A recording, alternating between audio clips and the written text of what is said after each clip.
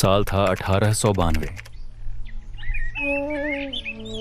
भारत के पश्चिमी तट पर एक युवा सन्यासी स्वामी विवेकानंद भारत की आत्मा की खोज में देश के कोने कोने की यात्रा कर रहे थे। विवेकानंद जी गुजरात पहुंचे। वड़वाण से आगे बढ़ते हुए वे एक शाम लिंबड़ी नगर में आए। थके हुए थे, इसलिए उन्होंने शहर के बाहर एक शिव मंदिर में रात बिताने का निश्चय किया। लेकिन नियति को कुछ और ही मंजूर था।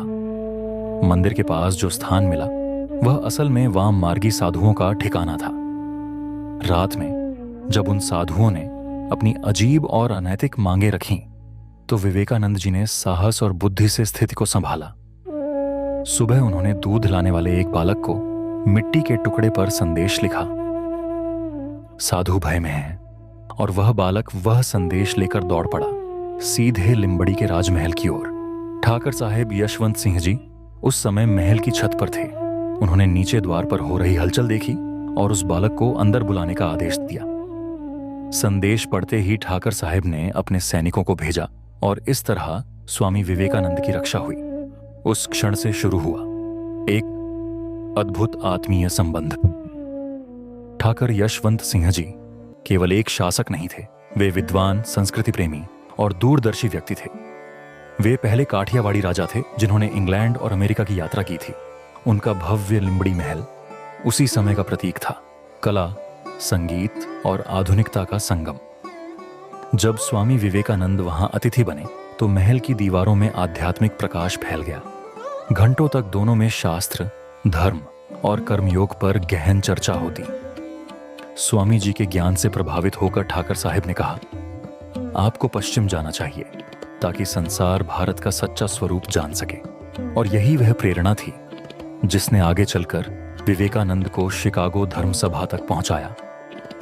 कुछ वर्षों बाद जब स्वामी विवेकानंद फिर से पश्चिम से लौटे तो ठाकर साहब ने उन्हें बार बार निमंत्रण भेजा। आइए स्वामी जी, लिंबड़ी में कुछ समय बिताइए। स्वामी जी ने लिखा, यदि कभी मुझे सन्यास जीवन में विश्रांति मिली तो मैं आपके पास ही रहूंगा।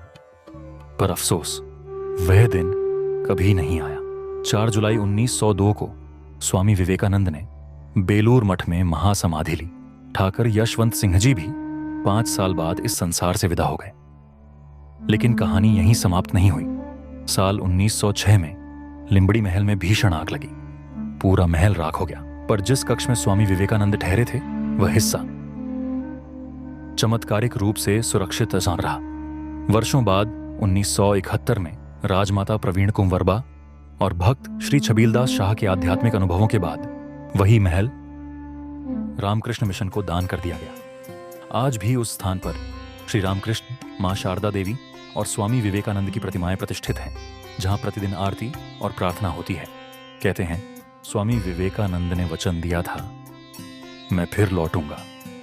शायद वे शरीर से नहीं आए, पर आत्मा से।